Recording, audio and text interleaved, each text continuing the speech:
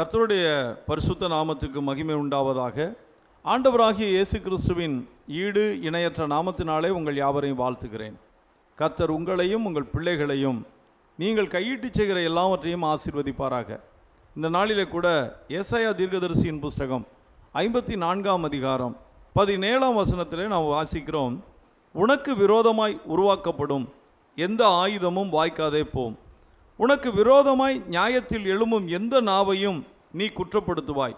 இது கர்த்தருடைய ஊழியக்காரன் சுதந்திரமும் என்னால் உண்டான அவருடைய நீதியுமாய் இருக்கிறது என்று கர்த்தர் சொல்லுகிறார்.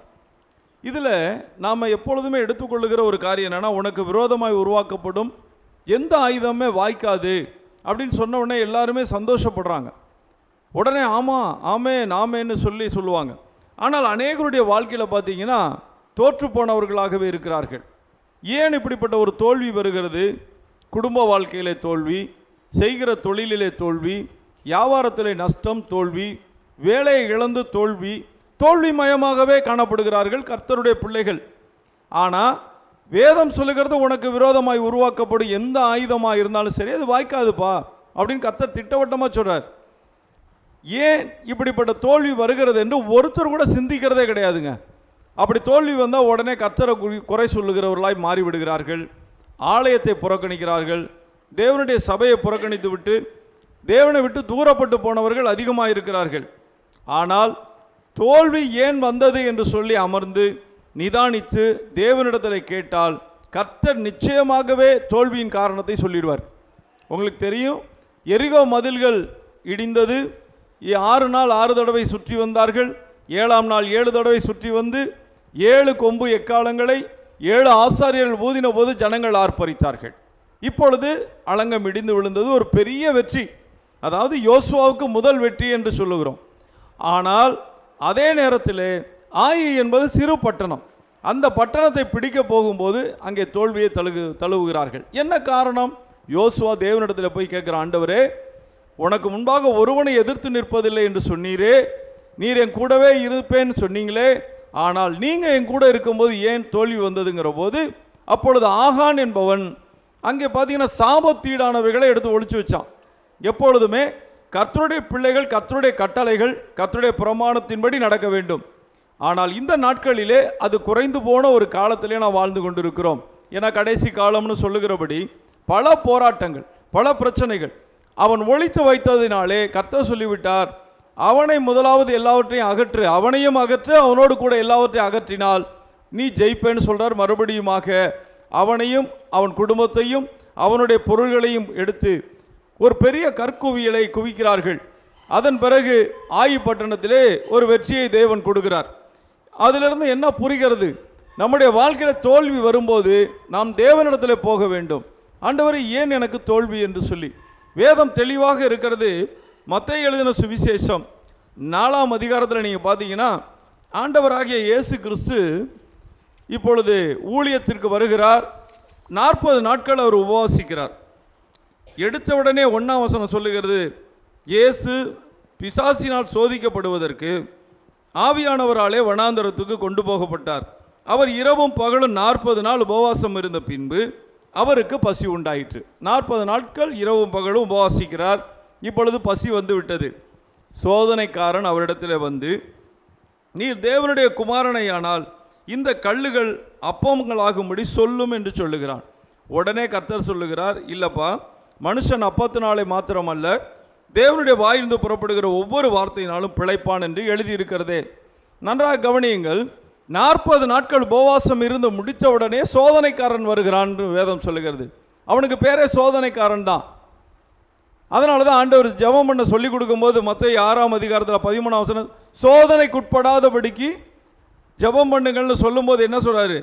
அந்த 6ஆம் அதிகாரம் 13ஆம் வசனத்தை பாருங்கள், எங்களை சோதனைக்குட்பட பண்ணாமல் தீமையிலிருந்து எங்களை ரட்சித்துக் கொள்ளுன்னு ஒரு ஜெபமே நீ பண்ணணுங்கிறார். ஏன் சோதனைக்குட்படக்கூடாது? நமக்கு சோதனை, இந்த உலகத்தில் சோதனைகள் வருகிறது. சோதனையோடு கூட தப்பிக்கொள்ளும்படியான போக்கையும் தேவன் உண்டாக்குகிறார். ரெண்டும் இருக்கிறது. ஆனால் அதே நேரத்தில் இந்த சோதனையில் விழுந்து போனவர்கள் அநேகர், பின்மாற்றம் அடைந்தவர்கள் அநேகர். சோதனை உண்டா? நிச்சயமாக தேவன் பொல்லாங்கினால் சோதிக்கிறவர் அல்ல. யாக்கோபு அப்படி தான் எழுதுகிறார், அவர் பொல்லாங்கினால் சோதிக்கிறவர் அல்லப்பா. ஒருவரையும் அவர் சோதிக்க மாட்டார்.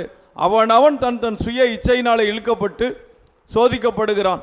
சோதிக்கப்பட்டு பாவம், அந்த பாவத்தினாலே பாவம் கற்பம் தரித்து மரணத்தை பிறப்பிக்கிறது என்று சொல்லுகிறார். அப்போ சோதனை என்பது இன்றைக்கு நம்முடைய வாழ்க்கையில் கூட சில நேரங்களிலே சத்துரு சோதிக்கிறான். நாம் உண்மையாக இருக்கிறோமா, பரிசுத்தமாக இருக்கிறோமா, நீதியாக வாழ்ந்து கொண்டு இருக்கிறோமா, மற்றவர்களுக்கு நியாயம் செய்கிறோமா, எல்லார் மேலும் இரக்கமாக இருக்கிறோமா என்று சொல்லி ஒரு சோதனை நம்முடைய வாழ்க்கையில் வருகிறது. ஒரு சிலர் இதை ஜெயிக்கிறார்கள், அநேகர் தோற்று போகிறார்கள். அப்போ இந்த உனக்கு விரோதமாய் உருவாக்கப்படும் எந்த ஆயுதம் வாய்க்காதே போகும்னு சொன்ன வார்த்தை மாறுது. நமக்கு விரோதமாக ஏதாவது ஒரு ஆயுதம் வாய்த்து விடுகிறது, தீமைகள் விடுகிறது, போராட்டங்கள் விடுகிறது, குடும்பத்தில் பிரச்சனைகள் வருகிறது. காரணம் கர்த்தர் அல்ல, நாமே. கர்த்தருடைய வாக்கு தத்தம் ஒரு நாளும் பொய்யா போகாது. ஆனால் ஏன் தோற்று போகிறோம் என்பதை எப்பொழுதுமே யோசிக்க வேண்டும். மத்தேயு எழுதின சுவிசேஷம் 26ஆம் அதிகாரம் 41ஆம் வசனத்தில் பார்த்தீங்கன்னா, அங்கே ஆண்டவர் இயேசு கிறிஸ்து கெத்செமனையில் ஜெபம் பண்ணும்படியாக போகிறார். இப்பொழுது கூட சீஷர்களிலே பிரதான சீஷர் யாக்கோபு, யோவான், பேதுரு 3 பேரும் கூடவே இருக்கிறாங்க. கூட இருக்கும்போது ஆண்டவர் அவங்கள பார்த்து, நீங்கள் இங்கே இருங்கப்பா, ஜெபம் பண்ணுங்க, நானும் போய் ஜெபம் பண்ணுறேன்னு சொல்கிறார். அப்போ பாருங்கள், அவர்கள் செய்த காரியத்தை கவனிங்க. 41ஆம் வசனத்தை வாசிக்கிறேன். நீங்கள் சோதனைக்குட்படாதபடிக்கு விழித்திருந்து ஜெபம் பண்ணுங்கள். ஆவி உற்சாகம் உள்ளதுதான், மாம்சமோ பலவீனம் உள்ளது என்றார். ஆவி உற்சாகம் உள்ளது, மாம்சம் பலவீனம் உள்ளது. ஏன்னா இவங்க தூங்குறாங்க, ஜெபம் பண்ணலை. ஆண்டவர் சொல்லும் போதே சொல்றார், சோதனைக்கு உட்படாதபடிக்கு நீ ஜெபம் பண்ணி தான் ஆகணும். நமக்கு விரோதமாய் ஆயுதங்கள் வாய்க்காதே போக வேண்டுமானால் நம்முடைய வாழ்க்கையில ஜெபமே பிரதானம். இன்றைக்கு அநேகருடைய வாழ்க்கையில் ஜெபம் இல்லை இல்லையா? ஜெபம் தான் குறைஞ்சிக்கிட்டே போகுது பாருங்கள். இந்த கடைசி காலம்னு சொல்கிறோம். எல்லா கிறிஸ்தவருடைய வாழ்க்கையிலும் 90% பார்த்தீங்கன்னா ஜெபம் கிடையாது. ஜெபம் குறைஞ்சிக்கிட்டே வருது. ஜெப நேரத்தை வேலை இருக்குதுன்னு சொல்லி ஒரு பக்கம் போகிறாங்க. எங்களுக்கு வேலை ஜாஸ்தி ஆகிடுச்சு பிரதர், முன்னாடி மாதிரிலாம் இல்லை. அழகாக ஒரு ஊழியக்காரர் சொன்னார், எனக்கு ரொம்ப நல்லா அருமையாக அதை கேட்கும்போதே இதாக இருந்தது. அதாவது உபவாச ஜெபத்துக்கு ஒரு வாரம் ஜெபம் பண்ணுங்க பிரதர், எனக்கு வேலை கிடைக்கணும் ஜெபம் பண்ணுங்க. நாங்கள் அதன் பிறகு பார்த்தீங்கன்னா ரெகுலர் சர்ச்சு எப்போவுமே ஞாயிற்றுக்கிழமை வந்தோடனே முடிஞ்சோடனே எனக்கு வேலைக்கு ஜெபம் பண்ணுங்கன்னார். வேலையும் ஒரு நாள் கிடைத்து விட்டது. வேலைக்கு போனவர் வரல, அதன் பிறகு ஆலயத்துக்கு வரல. நீண்ட நாட்கள் வராத போது ஒரு நாள் பாஸ்டர் என்ன பண்ணுறாரு, அவங்க வீட்டுக்கு போகிறாரு. என்னங்கய்யா நீங்கள் சர்ச்சுக்கே வர்றதில்ல என்ன அப்படின்னு கேட்கும்போது அவர் சொன்னாராம், வேலை பிரதர் பாஸ்டர், எவ்வளோ வேலை தெரியுங்களா, ஞாயிற்றுக்கிழமை கூட வேலை வைக்கிறாங்க பாஸ்டர். ஆமாம், அதனால தான் பாஸ்டர், இல்லைன்னா நான் வராமல் இருப்பேனா? நான் எப்படி வந்தேன், உபவாச ஜெபத்துக்கு வந்தேன், இரவு ஜெபத்துக்கு வந்தேன், கூடுகையில் வந்தேன், அங்கே வந்தேன், இங்கே வந்தேன், நான் வராமல் இருப்பேனா?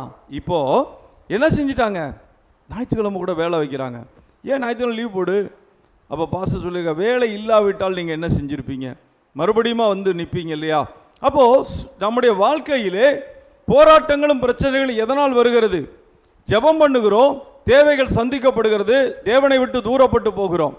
தேவைகள் சந்திக்கப்பட்ட பிறகு இன்னும் அதிகமாக தேவனை தேட வேண்டும், இன்னும் அதிகமாக தேவனுக்கு மகிமையை செலுத்த வேண்டும். 10 பேர் ஆண்டவராகிய இயேசு கிறிஸ்துவோட வருகிறார்கள், குஷ்டரோகிகள்.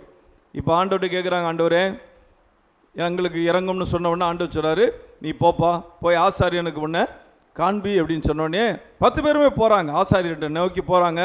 இப்போது கையை பார்க்குறாங்க, கை குஷ்டரோகம் போயிடுச்சு, கை நல்லா ஆயிடுச்சு. ஒருத்தன் பார்க்குறான், ஆஹா ஆண்டவர் சொன்னார், போகிற வழியிலே நமக்கு சுகத்தை கொடுத்துட்டாருன்ட்டு 9 பேர் போயிட்டான். இவன் ஒருத்தன் மட்டும் திரும்பி வர்றான். ஏன்னா சுகம் கொடுத்தவர் இங்கே இருக்கிறார், ஆசாரியன் சுகம் கொடுக்கவில்லை. அதல்ல, அந்த போக வேண்டிய வேலையும் இல்லை. இவனுக்கு தெரிந்து விட்டது இயேசு சுகத்தை கொடுத்தார் என்று. நேராக மோகங்குப்புற அவர் பாதத்தில் விழுகிறான், விழுந்து நன்றி செலுத்துகிறான்.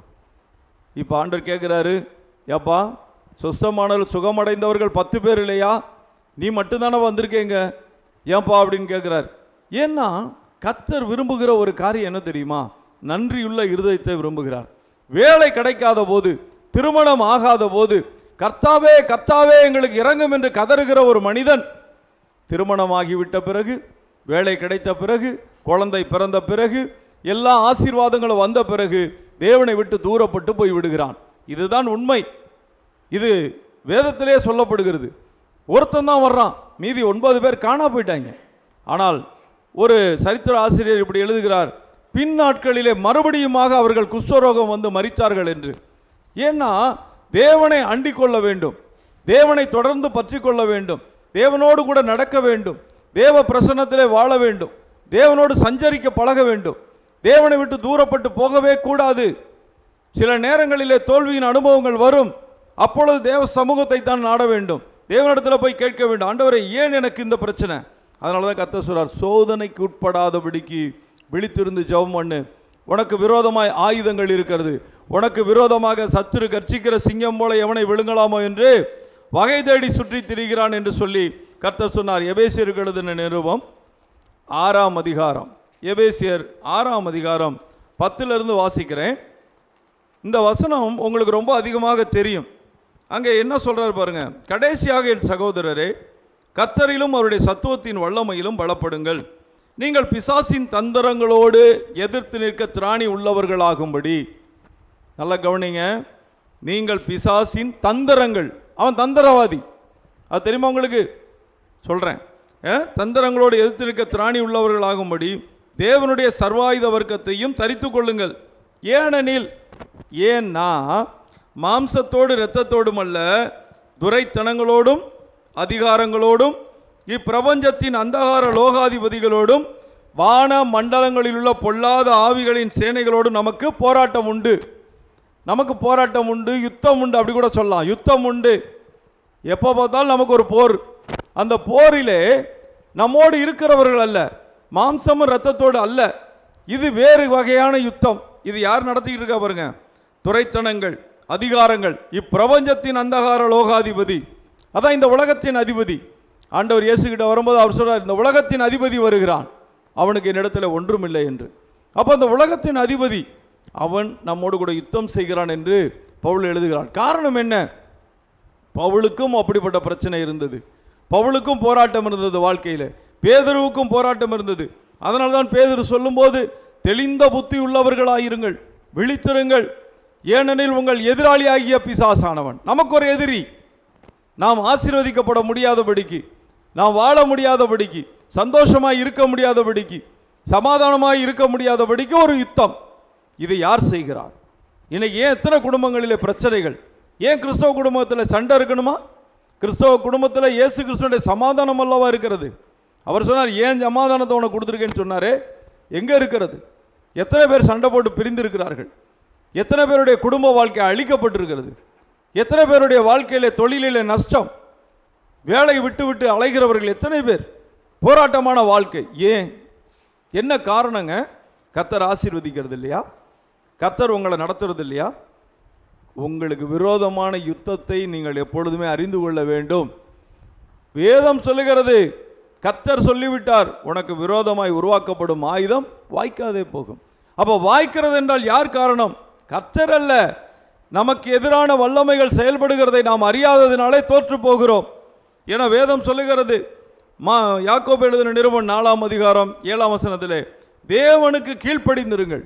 முதலாவது அதுதான், தேவனுக்கு கீழ்ப்படிந்திரு, தேவன் சொல்லுவதை கேள், தேவனுடைய பாதத்தில் அமரு, அவர் சொல்லுவதை கேட்டு அதன்படி நட, அதன்படி உன் குடும்பத்தை நடத்து, உன் தொழிலை நடத்து, உன் வியாபாரத்தை நடத்து, எல்லாவற்றிலும் உண்மையும் உத்தமமும் இருக்கட்டும். பிசாசுக்கு எதிர்த்து நில்லு, பிசாசுக்கு எதிர்த்து நில்லு. எப்பொழுதுமே அவனுக்கு இணங்கி போகாதே. அவன் எல்லாவற்றையும் கெடுத்து நாசம் பண்ணுகிறவன் தானே ஒழிய ஒரு நாளும் உங்களை வாழ வைக்க மாட்டான். கர்த்தர் உங்களை வாழ வைக்கிறவர், உங்களை ஆசீர்வதிக்கிறவர், உங்கள் தேவைகளை சந்திக்கிறவர். ஆனால் நாம் என்ன செய்கிறோம்? அநேக நேரங்களிலே தேவனை விட்டு தூரப்பட்டு போகிறோம். தேவனுக்கு கீழ்ப்படியாத காரியங்கள் நம்மிடத்தில் வரும்போது தேவனாலே உதவி செய்ய முடியாத நிலைக்கு நாமே போகிறோம். எந்த நிலையிலும் தேவனோடு கூட இணைந்திருக்க வேண்டும், இசைந்திருக்க வேண்டும். அதனால்தான் யோவான் சொல்லும்போது சொல்லுகிறார், எங்களுடைய ஐக்கியம் பிதாவாகிய தேவனோடும் அவருடைய குமாரனாகிய இயேசு கிறிஸ்துவோடும் எங்களுக்கு ஒரு ஐக்கியம் இருக்கிறது. நாங்கள் தேவனோடு ஐக்கியமாக இருக்கிறோம், அவரோடு இணைக்கப்பட்டிருக்கிறோம், அவரோடு கூட நடந்து செல்லுகிறோம். அதனால் அவர்கள் ஜெயமுள்ள ஒரு வாழ்க்கை வாழ்ந்தார்கள். இன்றைக்கு நம்முடைய வாழ்க்கை எப்படி இருக்கிறது? உங்களுக்கு தெரியும். பேதுரு ஏன் இப்படிலாம் எழுதினார் என்று கேட்டால் முக்கியமான காரியம் பார்த்தீங்கன்னா, 1 பேதுருவின் புஸ்தகம் 2ஆம் அதிகாரம் 11ஆம் வசனம். அதில் பேதுரு சொன்ன ஒரு முக்கியமான வார்த்தை என்னன்னு கேட்டிங்கன்னா, 1 பேதுரு 2:11 பாருங்க. பிரியமானவர்களே, அந்நியர்களும் பரதேசிகளுமாய் இருக்கிற நீங்கள் ஆத்மாவுக்கு விரோதமாய் போர் செய்கிற மாம்ச இச்சைகளை விட்டு விலகி. ஆத்மாவுக்கு விரோதமாக என்ன வருது? மாம்ச இச்சைகள் ஆத்மாவுக்கு விரோதமாய் போர் செய்கிறதாம். நாம் அந்நியர்களும் பரதேசிகளுமாய் இருக்கிறோம், அது உண்மை. எப்பொழுது இயேசு வருவார், எப்பொழுது அவர் வருகையிலே எடுத்துக்கொள்ளப்படுவோம் என்று சொல்லி அவரை எதிர்நோக்கி தான் சபை இருக்கிறது, தேவனுடைய பிள்ளைகள் இருக்கிறார்கள். ஆனால் ஒரு யுத்தம் நடந்து கொண்டே இருக்கிறது, மாம்சத்தோடும் இரத்தத்தோடும் அல்ல, அதிகாரத்தோடு துரைத்தனங்களோடும். சொன்னபடி நமக்கு பார்த்துங்க, நம்முடைய ஆத்மாவுக்கு விரோதமாய் போர் செய்கிற மாம்ச இச்சைகள், அதுக்கு நம்மோடு யுத்தம் பண்ணிக்கிட்டே தாங்க இருக்கும். அதில் எப்படி தப்பிச்சு போகிறது? ஏன் இதை பேதுரு சொல்கிறாருன்னா, பேதுரு இதில் மாட்டினார். மத்தேயு எழுதின சுவிசேஷம் 26ஆம் அதிகாரத்தில் பாருங்கள், மறுதளிக்கிற ஒரு காரியம் சம்பவம் உங்களுக்கு எல்லாருக்கும் நல்லா தெரியும். அந்த சம்பவத்தை நான் மறுபடியுமாக உங்களுக்கு பாருங்கள் வாசிக்கிறேன். அதில் சொல்கிறார் பாருங்கள், 69ஆம் வசனத்தில், பேதுரு வெளியே வந்து அரண்மனை முற்றத்தில் உட்கார்ந்திருந்தான். இதற்கு முன்பாக ஆண்டவராகிய இயேசு கிறிஸ்துவை அவமானப்படுத்துகிறார்கள், பரியாசம் பண்ணுகிறார்கள், நிந்திக்கிறார்கள். வேதனையுள்ள ஒரு நேரம் அது. அரண்மனையில் என்ன நடக்கும்னு வந்து நின்று பார்த்துட்டு இருக்கார். ஏன்னா அதற்கு முன்னாடி அவர் சொல்கிறார், உங்களுக்கு எதுவும் நடக்காத ஆண்டவரே, என்ன நடந்துருமா, நான் இருக்கேன்லங்கிறார். ஏன்னா நான் இருக்கேன், நான் பார்த்துக்கிடுவேன், உங்களுக்கு இதெல்லாம் சம்பவிப்பது இல்லைன்னு சொல்கிறார். அப்போ தான் ஆண்டவர் சொல்லுகிறாரு, அப்பாலே போ சாத்தான் என்றார். அதுக்கு முன்னாடி கொஞ்ச நேரம் தான் என்ன சொல்கிறாரு, நீர் ஜீவனுள்ள தேவனுடைய குமாரனாகிய கிறிஸ்து. ஏன்னா என்னை யாருன்னு சொல்கிறீங்கப்பா, நீங்கள் என்ன சொல்கிறீங்க, என்னை பற்றி உங்களுக்கு தெரியுதான்னு கேட்கும்போது பேதுரு மட்டும் தான் சொல்கிறார். அப்போ இது உனக்கு வந்து மாம்சம் ரத்தம் வெளிப்படுத்தலை, தேவனே வெளிப்படுத்தினார் சொல்லிட்டு அடுத்த நிமிஷமே சொல்கிறாரு, இதெல்லாம் நமக்கு இந்த சிலுவை மரணமெல்லாம் சம்பவிக்க தேவையே இல்லை, நாங்கள் இருக்கிறோம், நாங்கள் எப்படிப்பட்ட ஆளுக தெரியுமா, வெட்டி தள்ளிட மாட்டோமாங்கிறார். ஆண்டவர் சொல்கிறார், இல்லைப்பா நீ தான் மறுதளிக்க போகிற, நீ தான் என்னை நீ மறுதளிக்க போகிறேன்னு சொன்ன பிறகு தான் அரண்மனை முற்றத்தில் உட்கார்ந்திருந்தான். அப்பொழுது வேலைக்காரி ஒருத்தர் அவனிடத்தில் வந்து, நீயும் கலிலேயனாகிய இயேசுவோட கூட இருந்தாய் என்றால். அதற்கு அவன், நீ சொல்லுகிறது எனக்கு தெரியாது என்று எல்லாருக்கும் முன்பாக மறுதளித்தான். ஒவ்வொரு வசனத்தையும் ஒவ்வொரு வார்த்தையும் கவனமாக பாருங்கள். எல்லாருக்கும் முன்பாக அவன் மறுதளிக்கிறான். அவன் வாசல் மண்டபத்திற்கு போன போது வேறொருத்தி, ஒரு ஆண் கூட இல்லைங்க, ஒரு பெண்ணு பார்த்துட்டு அவனை கண்டு, இவனும் நசரேயனாகிய இயேசுவோட கூட இருந்தான் என்று அங்கே இருந்தவர்களுக்கு சொன்னாள். அவனோ, அந்த மனுஷனை நான் அறியேன். அடுத்து சொல்கிறான் பாருங்க, அந்த மனுஷனை நான் அறியேன் என்று ஆணையிட்டு மறுபடியும் மறுதளித்தான். எத்தனை வருஷம் கூட இருந்தான்?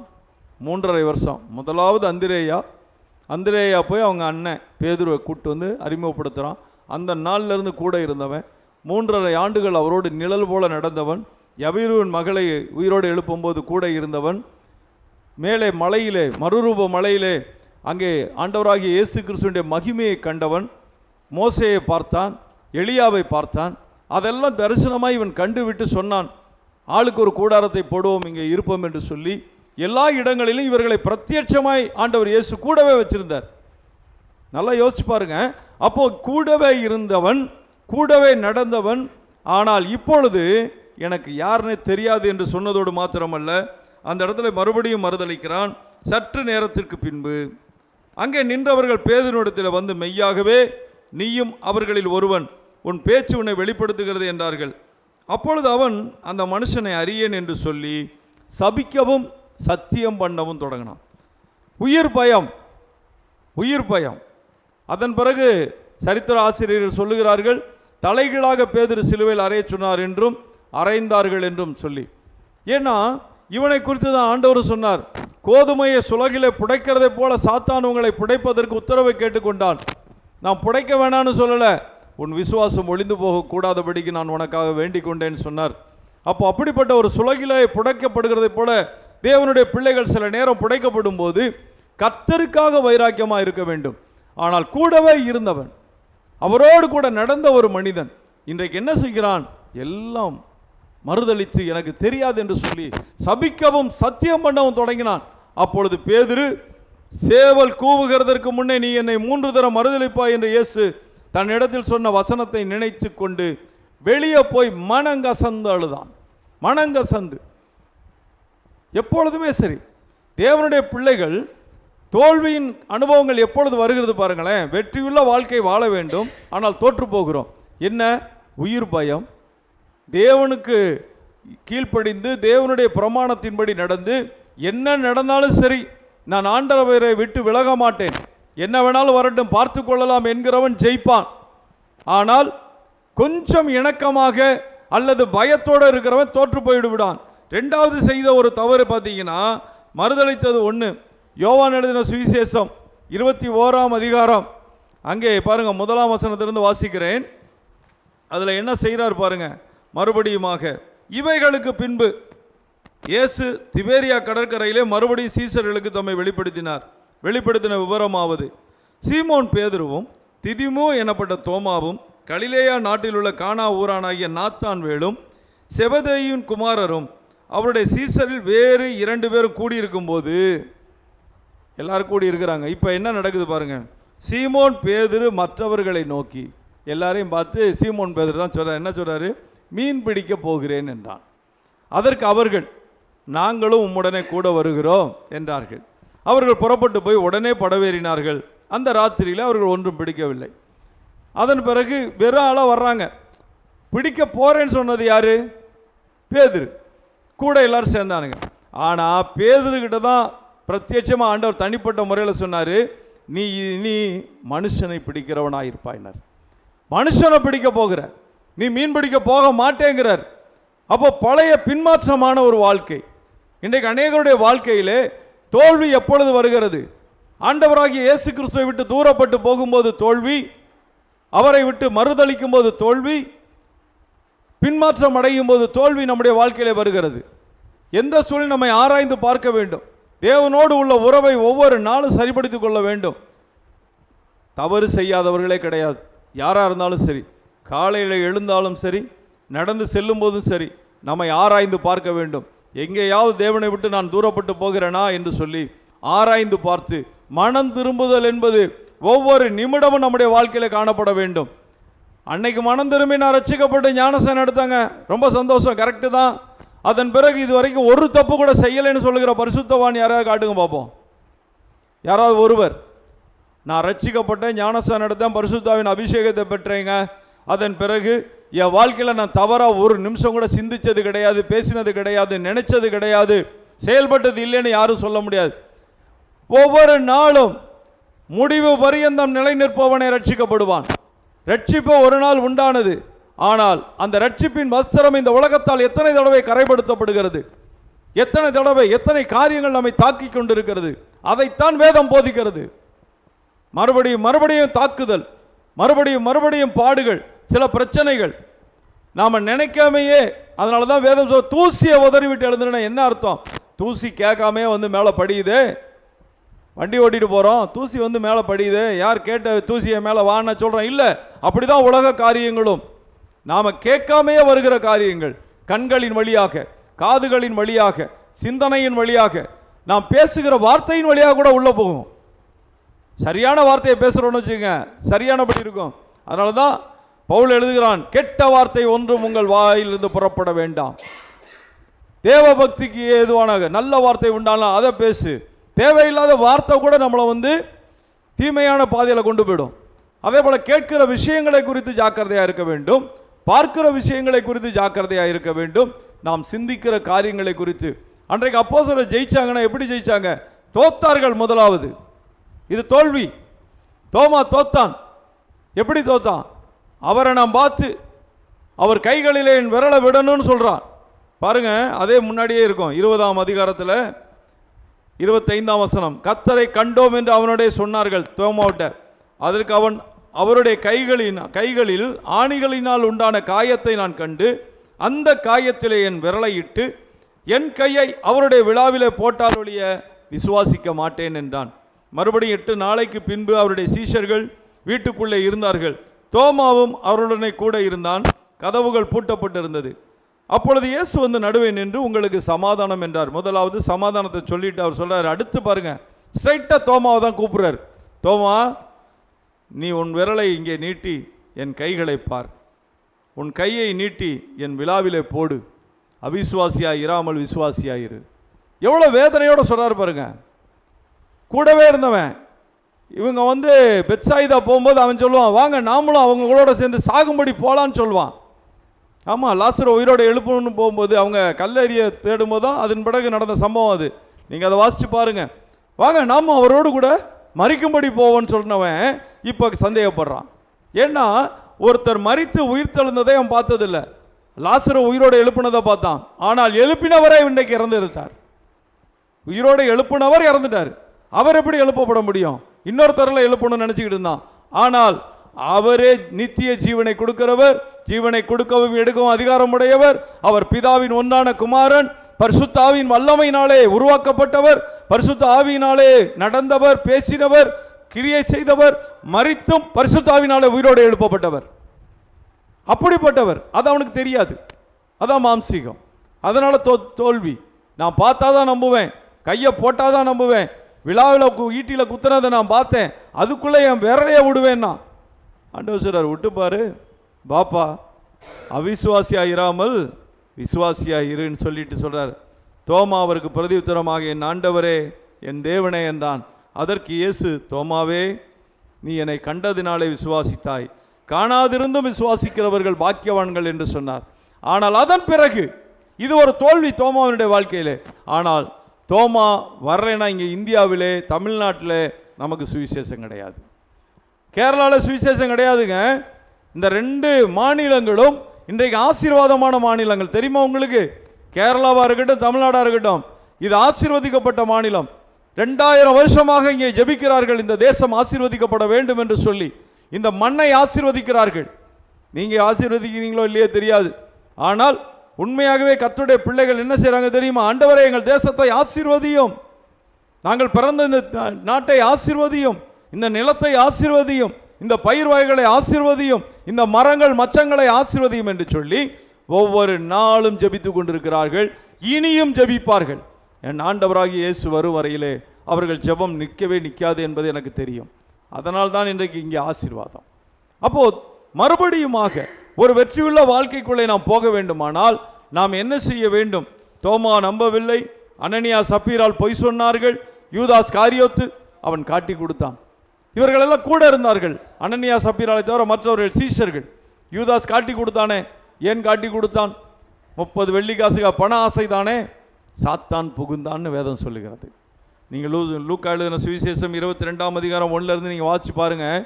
சாத்தான் புகுந்தான், காட்டி கொடுத்தான், காசுக்காக காட்டி கொடுத்து விட்டு போனான், நான்று கொண்டு செத்து போனான். உனக்கு விரோதமாய் உருவாக்கப்படும் எந்த ஆயுதமும் வாய்க்காதே போகும் என்று சொல்லியும் அநேகருக்கு வாய்க்குதே. இன்றைக்கு ஒரு காரியத்தை நீங்கள் சிந்தனையிலே வைக்க வேண்டும். மிக முக்கியமான ஒரு காரியத்தை உங்களுக்கு சொல்லுகிறேன். ஏவாள் முதல்ல இதில் விழுந்து போனவ தான். ஆதியாகமத்தின் புஸ்தகம் 3ஆம் அதிகாரத்தில் பார்த்தீங்கன்னா என்ன நடக்கிறது அங்கே?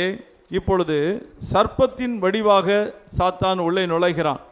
தேவனாகிய கர்த்தர் உண்டாக்கின சகல காட்டு ஜீவன்களை பார்க்கிலும் சர்ப்பமானது தந்திரம் உள்ளதாக இருந்தது. அது ஸ்திரீயை நோக்கி, நீங்கள் தோட்டத்தில் உள்ள சகல விருட்சங்களின் கனியையும் புசிக்க வேண்டாம் என்று தேவன் சொன்னது உண்டோ? இங்கே சொல்லுகிற தந்திரம் உள்ளது. தந்திரம். இந்த தந்திரத்தினாலே தான் என்ன நடக்கிறது? இப்பொழுது ஏவாள் வஞ்சிக்கப்படுவதை நாம் பார்க்கிறோம். ஏவாளுடைய காரியம் என்ன நடந்தது? ஏவாள் ஏன் முதல் பெண் இல்லையா? தேவனால் உண்டாக்கப்பட்டவளுங்க, தேவனால் உருவாக்கப்பட்டவள்.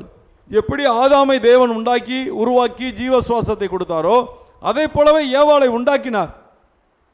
ஒருவேளை சுவாசத்தை கொடுக்கலன்ற மாதிரி இருந்தாலும் இல்லை, அவர் சுவாசம்தான். எப்படி உருவாக்க முடியும்? அவர்தான் உண்டாக்கினவர், அவர்தான் உருவாக்கினவர், அவர்தான். விலா எலும்பை எடுத்தார், ஆழ்ந்த நித்திரையை வர பண்ணினார், விலா எலும்பை எடுத்து மனுஷியாக உண்டாக்கி கொடுத்தார். ஆனால் அந்த மனுஷி வஞ்சிக்கப்படுகிறாள். தோல்வி. அந்த தோல்வி இன்றைக்கு வரைக்கும் நம்மை பிடித்திருக்கிறது இல்லையா? இயேசு கிறிஸ்து வந்து ஜெயிக்காவிட்டால் இன்றைக்கு நீங்களும் நானும் ஒன்றுக்கு அத்து போயிருப்போம், வீணாக போயிருப்போம். ஆனால் இன்றைக்கு அவர் ஜெயித்ததினாலே இன்றைக்கு நாம் பிழைத்திருக்கிறோம். இழந்து போன மகிமை, இழந்து போன உறவு, இழந்து போன நன்மைகள் சகலத்தையும் சிலுவையிலே இயேசு நமக்கு சம்பாதித்து கொடுத்து விட்டார்.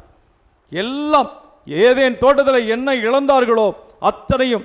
எப்படி இழந்தார்கள்? ஏன் தோற்றார்கள்? சர்ப்பம் வஞ்சித்தது. இந்த தந்திரம் இன்றைக்கு நடந்து கொண்டிருக்கிறதுங்க. அதனால தான் 1 தீமோத்தேயின் புஸ்தகம் 6ஆம் அதிகாரம் 3ஆம் வசனத்திலிருந்து வாசிங்கன்னா, தீமோத்தேயுக்கு எழுதும்போது ஒரு முக்கியமான ஆலோசனையை பவுல் கொடுக்கிறார். 1 தீமோத்தேயின் புஸ்தகம் 6ஆம் அதிகாரம் 3 வாசிக்கிறேன்.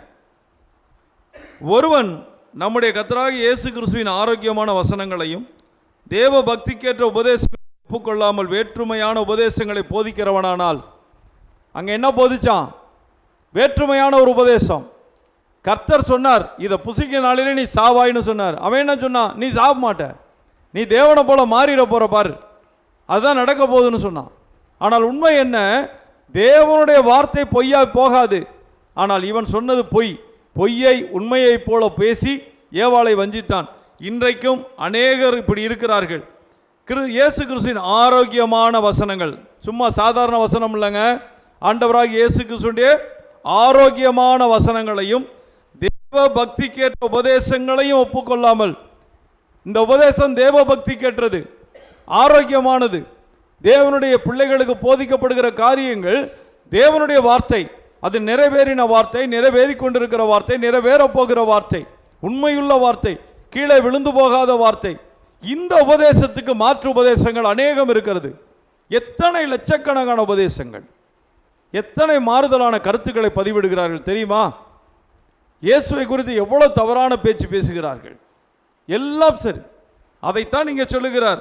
இப்படிப்பட்ட உபதேசங்களை போதிக்கிறவனானால், எப்படி பிசாசு அன்னைக்கு போய் ஒரு உபதேசம் தான் பண்ணான், ஒரு பிரசங்கம் மாதிரி போதிக்கிறான்.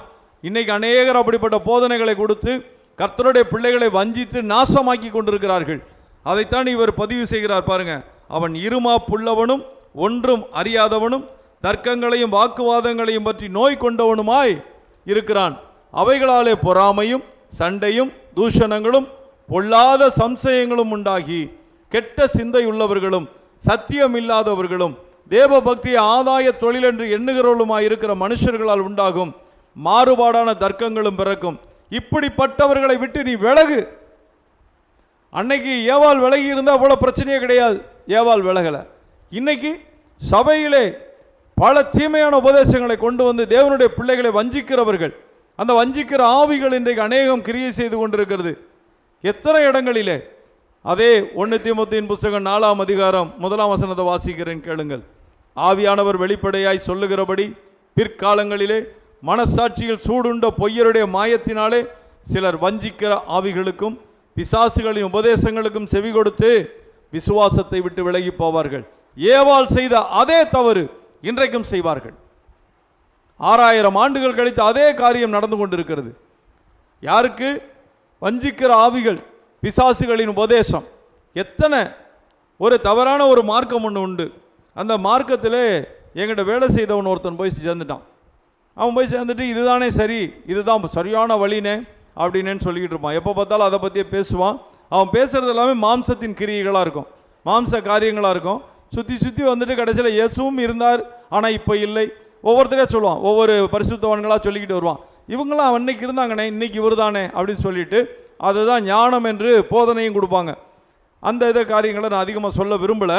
அவர்கள் ஒரு தவறான கொள்கைகள், தவறான உபதேசம். ஏன்னா அன்பை பற்றியே பேசுவாங்க. ஆமாம், எல்லாத்துலேயும் உண்மையாக இருக்கணுமாங்க. எனக்கு கடைசியாக ஒரு 55,000 பணம் தரணும், கொடுத்துட்டேன்னு சொல்லிட்டு போயிட்டான். கொடுக்கல, முடியல, தரமாட்டேன்னு சொல்லிட்டா பரவாயில்ல.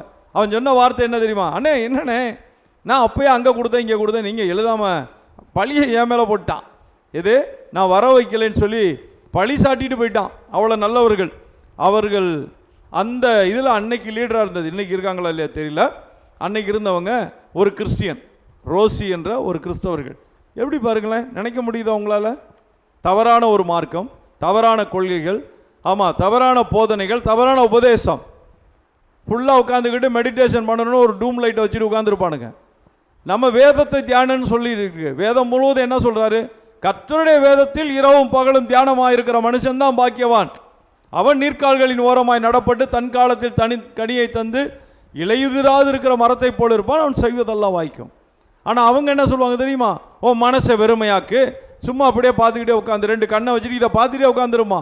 பிசாசு தான் பிடிக்கும். இப்படிப்பட்ட குணாதிசயங்கள் தான் வரும். கொடுக்க வேண்டிய பணத்தை கொடுத்துட்டேன்னு சொல்கிறவன் எப்படி? கொடுக்கலன்னா பரவாயில்ல, தரேன்னு சொன்னால் பரவாயில்ல, கொடுத்துட்டேன்னு சொல்கிறது எப்படி அப்பட்டமான ஒரு காரியம்? முடியுமா? அவங்களால சொல்ல முடியும்? யோசிக்காவது உங்களால் முடியுமா? ஒருத்தர் பணம் வாங்கியிருக்கீங்க, ஒரு 10,000 வாங்கிட்டீங்க, அந்த 10,000 கொடுக்கல. இப்போ என்ன சொல்லுவீங்க? நாளைக்கு வாங்க, இல்லை 1 மாதம் ஆகட்டும், 2 மாதம் ஆகட்டும், இல்லை வந்தோடனே தரேன், கோச்சிக்காதீங்க, அப்படி தான் சொல்லுவோம். இறங்கி தான் பேசுவான். இல்லை நான் தான் அன்னைக்கு கொடுத்துட்டேனே அப்படின்னு சொன்னால் எப்படி இருக்கும்? எவ்வளோ யோசிச்சு பாருங்க. அந்த மாதிரி ஒரு வார்த்தையை சொல்ல முடியாதுங்க நம்மளால். நம்ம நினைவுக்கே அது வராது. கொடுக்காத ஒன்றை கொடுத்தேன் என்று சொல்வதற்கு நம்மால் முடியாது. ஆனால் ஒரு மார்க்க போதனையாளன், அன்பை பற்றி பேசுகிறவர்கள், இரக்கத்தை பற்றி பேசுகிறவர்கள், யாருக்கும் தீங்கு செய்யக்கூடாது என்கிறவர்கள், ஆனால் அவன் சொல்லிவிட்டு போன வார்த்தை, உங்கள் படத்தை நான் கொடுத்தேன், நீங்கள் எழுதாமல் விட்டு விட்டீர்கள். எனக்கு நல்லா தெரியும். சரி போ, நல்லா இரு. ஏன் சொல்கிறேன்னா, இன்றைக்கும் அதே காரியங்கள் நடக்கிறது. பொல்லாத காரியங்கள், தீமையான காரியங்கள், பிசாசுகளின் உபதேசங்களுக்கு செவி கொடுத்து விசுவாசத்தை விட்டு விலகி போவார்கள். அப்போ எந்த சூழ்நிலையிலும் சரி, கர்த்தருடைய பிள்ளைகள் ஜாக்கிரதையாக இருக்க வேண்டும். வஞ்சிக்கிற ஆவிகள், உங்களை தீமைக்கு நேராக நடத்துகிற ஆவிகள், பல தீமையான தவறான உபதேசங்கள், தேவனை விட்டு பிரிந்து செல்ல வைக்கிற பல காரியங்கள், ஆண்டவர் இயேசுவை விட்டு தூரப்பட்டு போக செய்கிற காரியங்கள் அநேகம் இருக்கிறது. அதிலே நாம் நடந்தால் தோல்வி. அதை விட்டுவிட்டு கர்த்தருடைய பட்சத்தில் வந்து நிற்கும் போது ஆசீர்வாதம். இன்னும் நிறைய பேர் விழுந்து போனவன்னு சொல்லிக்கிட்டே போகலாம். சாலமோன் ஞானத்தை கேட்டு பெற்றுக்கொண்டவன் ஞானத்தை இழந்தான், தீமையான காரியங்களை செய்தான். கடைசியில் கர்த்தர் கோபப்பட்டு அவனை கண்டித்தார். அப்படிப்பட்ட காரியங்கள். சாலமோனை பாருங்கள், கேயாசியை பாருங்கள், எல்லாம் விழுந்து போனவர்கள். இதன் நடுவிலே வெற்றி பெற்றவர்களை நாம் எப்பொழுதும் கவனிக்கணும். ஏன்னா கர்த்தர் அப்படிப்பட்டவர். கர்த்தர் எதை விரும்புகிறார் என்பதை நீங்கள் கவனித்து பார்க்க வேண்டும்.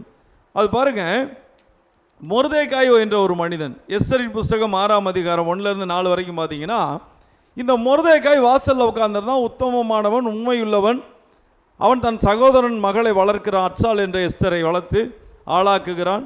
அங்கே வஸ்தி வந்து அகாஸ்வேரு ராஜா தள்ளி போடுகிறான், ராஜாத்தியாக இராதபடிக்கு. அதன் பிறகு அந்த இடத்திற்கு எஸ்தர் வருகிறாள். இப்பொழுது அங்கே ஒரு எதிரி எழும்புகிறான். அந்த ஆமான் என்பவன் எழும்பும்போது அவனை இவன் நமஸ்கரிக்க மாட்டான். இது முக்கியமான காரியம் என்னன்னு கேட்டிங்கன்னா, கர்த்தருடைய பிள்ளைகள் பிசாசை சேவிக்க மாட்டார்கள், பிசாசை நமஸ்கரிக்க மாட்டார்கள். இப்போ பிசாசுக்கு என்ன கோபம் வரும்? எவ்வளோ பேர் என்னை சேவிக்கிறாங்க, எத்தனை பேர் என்னை ஆராதிக்கிறாங்க, எத்தனை பேர் என் காலில் விழுவுறாங்க தெரியுமா, நான் பணமெல்லாம் அவர்களுக்கு கொடுக்குறேன். ஆண்டவர் இயேசுகிட்ட அதானே சொன்னான், நீர் என்னை தாழ விழுந்து பணிந்து கொண்டால் எல்லாம் என்கிட்ட இருக்குது, அப்படியே கொடுக்குறேன்னா. அப்பாலே இப்போ சாத்தானேன்னார். இன்றைக்கி அதான் நடந்துக்கிட்டு இருக்குது. அவன் என்ன காலில் விழுவான்னு நினச்சான், மொர்தெகாய் அவன் பாதத்தில் விழுவான்னு நினச்சான், ஆமான் பாதத்தில்.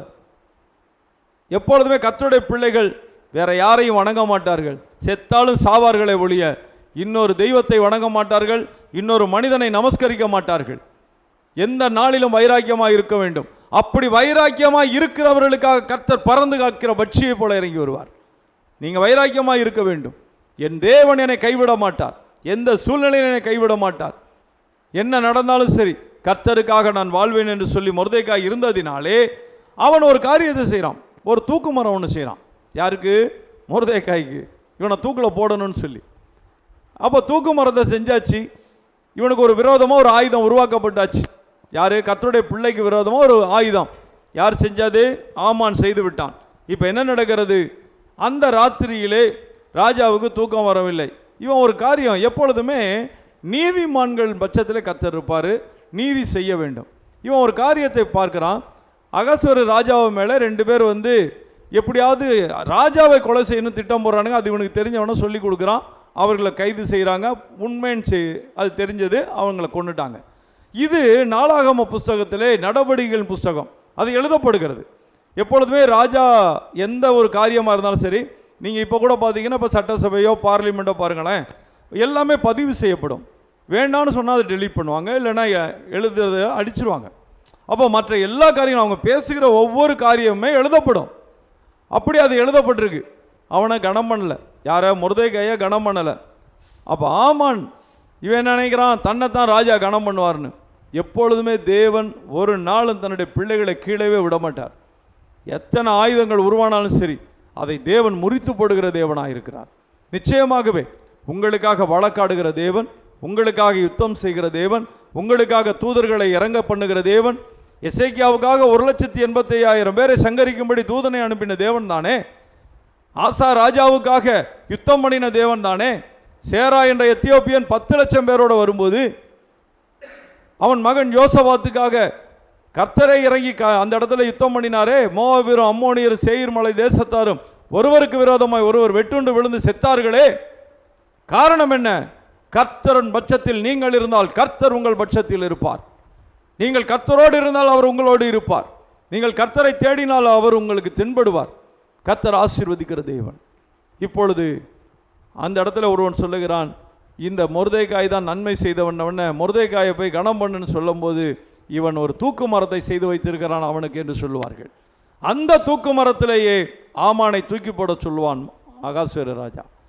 இப்போ பாருங்க, எத்தனை அற்புதமான காரியம் பாருங்க. தேவன் தம்முடைய பிள்ளைகளை ஒரு நாளும் கைவிட மாட்டார். ஆனால் நீங்கள் எப்படி இருக்க வேண்டும்? உங்களுக்கு விரோதமான ஆயுதம் வாய்க்காதே போக வேண்டுமானால் நீங்கள் தேவனுக்கு பிரியமாக இருக்க வேண்டும். தானியேலுக்கு விரோதமாக எல்லாரும் எழுந்தார்கள். இன்றைக்கு கூட சில அலுவலகங்களே அது நடந்து கொண்டு தான் இருக்கிறது. அநேக இடங்களிலே அதை பார்க்க முடிகிறது. கர்த்தருடைய பிள்ளைகளுக்கு விரோதமாக எழும்புகிறவர்கள். ஆனால் கர்த்தர் கைவிடாத தேவன். தானியேலுக்காக எல்லாரும் எழுந்தார்கள். என்ன நடந்தது? தானியேலின் பட்சத்தில் கர்த்தர் இருந்தார். அவன் எப்பொழுதும் போல ஜபிக்கிறவனாக தான் இருந்தான். அந்த ஜபத்தை விடவில்லை. அதைத்தான் நான் சொல்லுகிறேன் மறுபடியும். ஜபத்தை விட்டுறாதீங்க. ஜெபிங்க. நேரம் கிடைக்கும் போதெல்லாம் ஜெபம் பண்ணுங்க. அதிகாலையில் ஜெபம் பண்ணுங்க, மத்தியானத்தில் ஜெபம் பண்ணுங்க, மாலையில் ஜெபம் பண்ணுங்க, ஆஃபீஸ் முடிஞ்சு வீட்டுக்கு வந்தால் ஜெபம் பண்ணுங்க, ராத்திரி படுக்க போகும்போது ஜெபம் பண்ணுங்க, குடும்பமாக எல்லாரும் சேர்ந்து ஜெபம் பண்ணுங்க, தனியாக இருந்தால் ஃப்ரெண்ட்ஸோடு சேர்ந்து ஜெபம் பண்ணுங்க, ஐக்கியமாக இருந்தால் தேவ பிள்ளைகள் ஐக்கியம் மட்டும் ஜெபம் பண்ணுங்க. ஜெபத்தை விட்டுறாதீங்க. ஜெபத்தை மட்டும் தள்ளி போட்டுறாதீங்க. உங்களுடைய ஜெப வாழ்க்கை ரொம்ப ரொம்ப ரொம்ப முக்கியம். ஜெப வாழ்க்கை என்பதை விட தேவனோடு பேசுகிற வாழ்க்கை. நேரம் கிடைக்கும் போதெல்லாம் தேவன்கிட்ட பேசுங்க. அமைதலாக இருக்காதீங்க. அப்படி நீங்கள் ஜெபிக்கும் போது கர்த்தர் உங்களுக்காக இறங்கி வருவார். கர்த்தர் உங்களுக்காக வழக்காடுவார்.